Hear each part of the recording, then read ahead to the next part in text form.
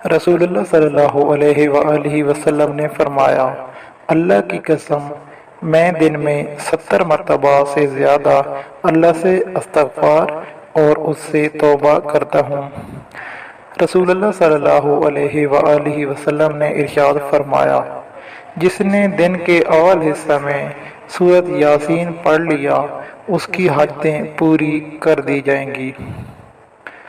رسول اللہ صلی اللہ علیہ وآلہ وسلم نے فرمایا، اللہ تعالیٰ فرماتا ہے، میرا بندہ فرض ادا کرنے کے بعد نفل عبادتیں کر کے مجھ سے اتنا نزدیک ہو جاتا ہے کہ میں اس سے محبت کرنے لگتا ہوں۔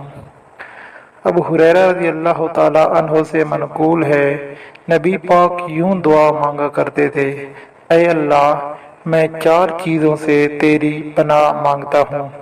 نمبر 1، ایسے علم سے جس سے نفع حاصل نہ ہو، ایسے دل سے جس سے تیرا خوف نہ ہو، ایسی نفس سے جو کبھی سیر نہ ہو، اور ایسی دعا سے جو قبول نہ ہو۔